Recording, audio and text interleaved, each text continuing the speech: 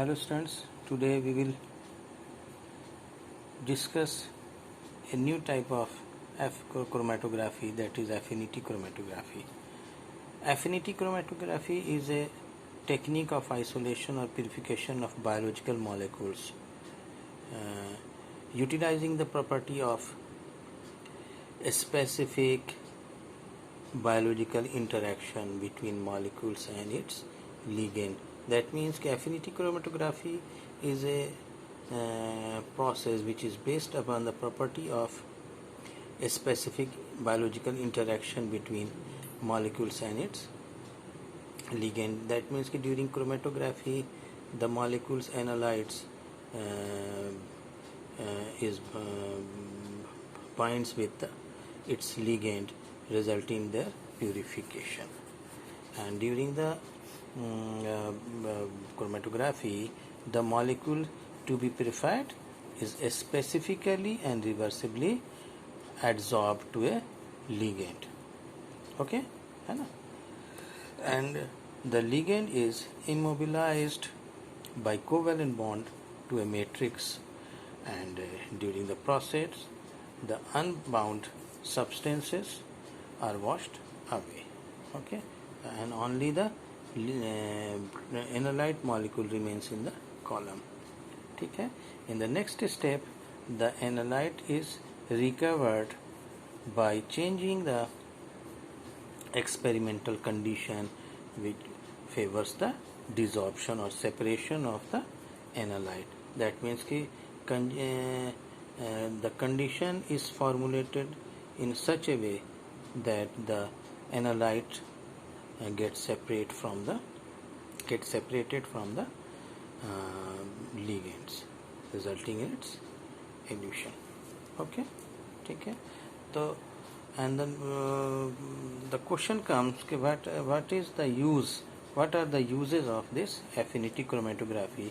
Affinity chromatography is mainly used for the purification of biological molecules, that is the biomolecules, that is the enzymes, nucleic acid, immunoglobulins, membrane receptors, all these are proteins, antigenic molecules, and even whole cell or cell fragments. Okay?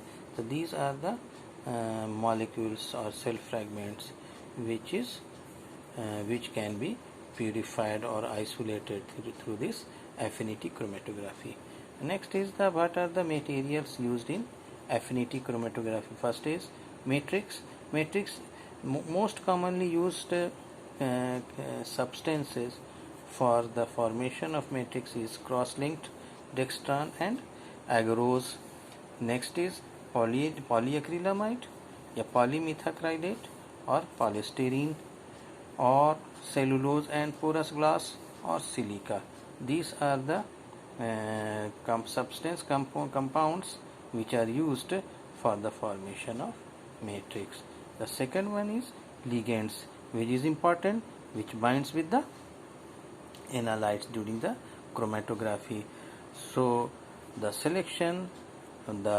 ligand selected for the affinity chromatography should have some biological characteristics. Okay, for example, it should have biological affinity with the analytes. We must have an affinity for the analytes, and it should possess a functional group. Important thing, it should possess a functional group which enable it to bind covalently with the matrix. It should have a functional group which allows it to bind, facilitate it or enable it to bind covalently with the matrix, and that function group should be amino group, carboxyl group, SH group, or hydroxyl group.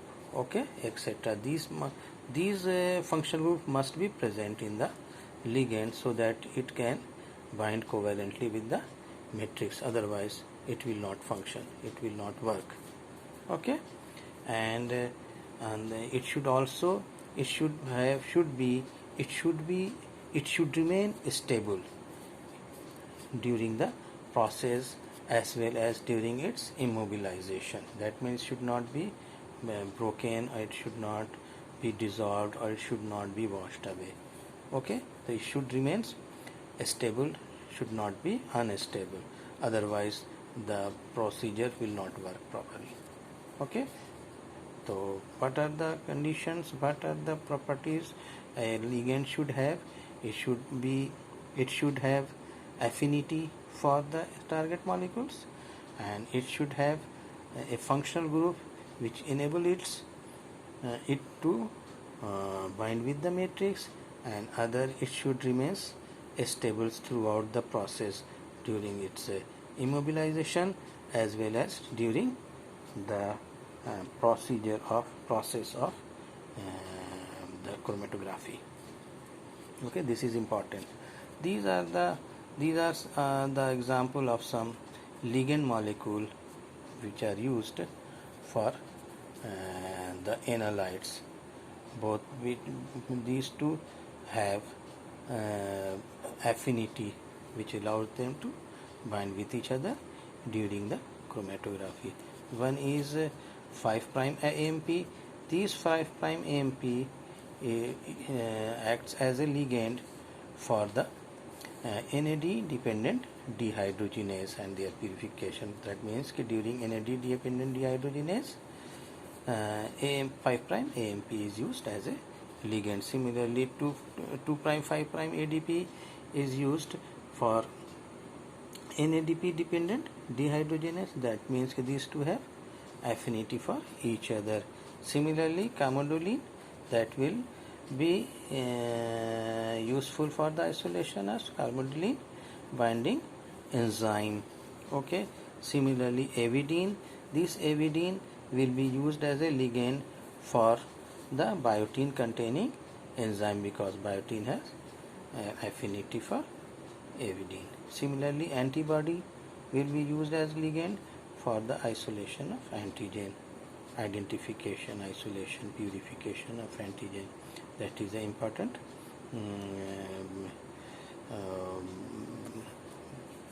diagnostic process or significance. Okay. Similarly, ligand poly A is used as a ligand for isolation of RNA containing poly U sequence. That means that these will be complementary to each other and allow them to bind with each other. Okay. Similarly, metal ions like cobalt, nickel, these metal ions, transition metals, bind with histidine and facilitate the purification of histidine containing proteins. So these are some of the examples of ligands used for purification of these target molecules of analytes. And next is, what is the binding affinity of ligand? The binding affinity means the strength of binding of ligand with its analyte. Okay, and it is measured in terms of equilibrium dissociation constant, that is Kd.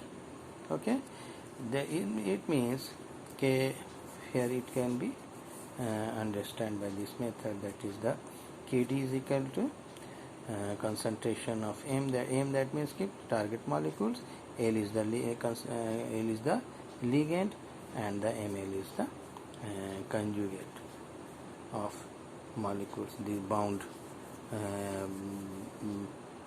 conjugate of target molecules and ligands. Okay, their concentration, and it is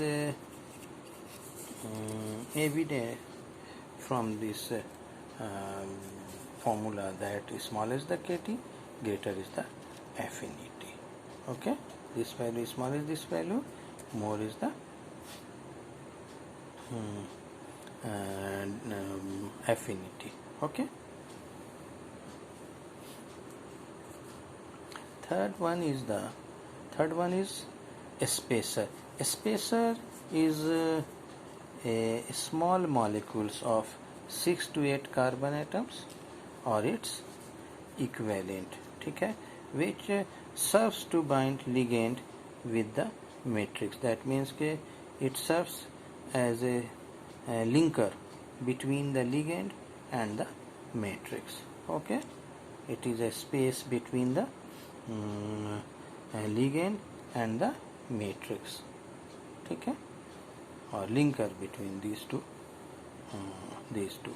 and this spacer is important for immobilization of a small ligand, but it is not necessary for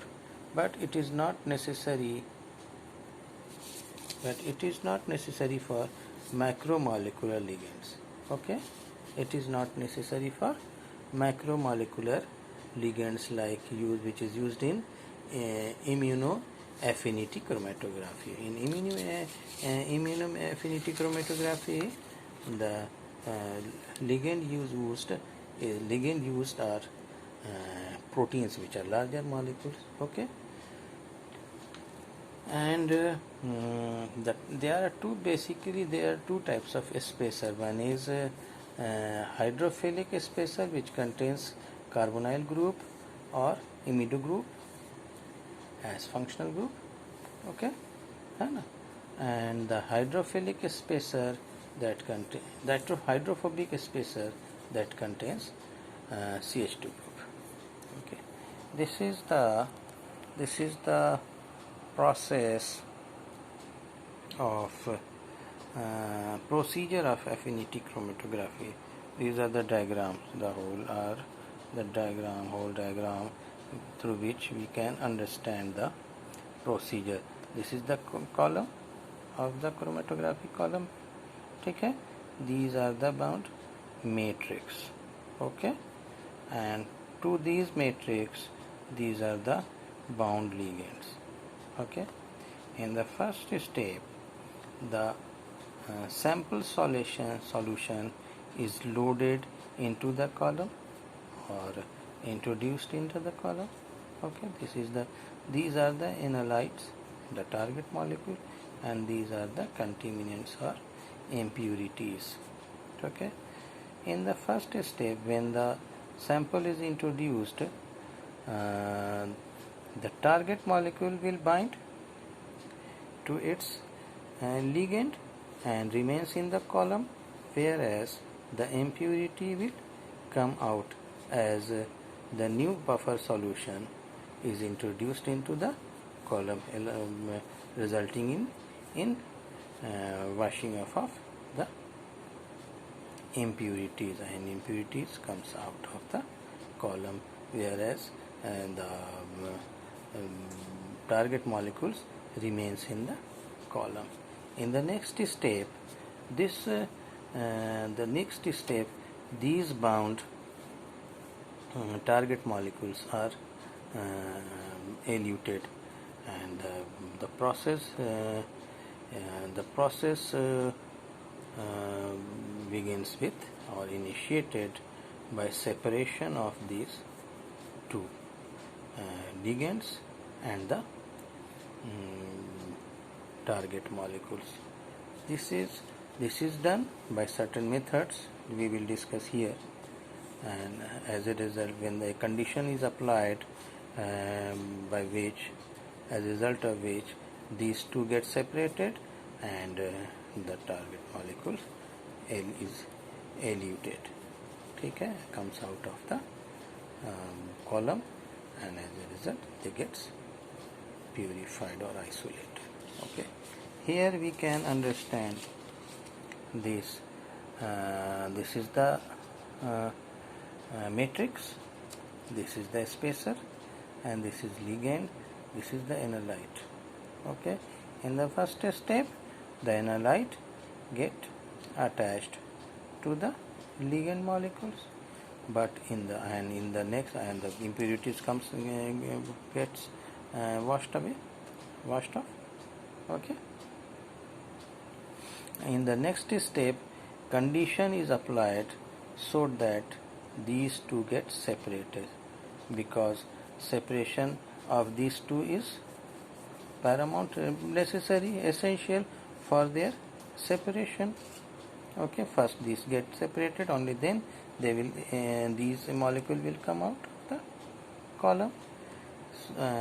For their separation or disruption of this interaction, two conditions are applied. Either of the two conditions are applied. First is change in the pH. Change in the pH is achieved, carried out by introduction of diluted acetic acid or ammonium hydroxide in the buffer, which change these two changes the pH, and change in the pH changes the ionic state of the analyte molecule or ligand molecule, which results in disruption of the interaction between these two, and the target molecule gets separated. Or in the other condition which is applied is changing the ionic concentration without changing the pH. Okay, this is brought about by addition of 1 mole NaCl into the buffer. This also disrupts the interaction between the ligand and target molecule. As a result, they get separated, and target molecule is eluted from the column and purified. So this is the process and use of the affinity chromatography. Hope you have understood the lecture. Thank you very much.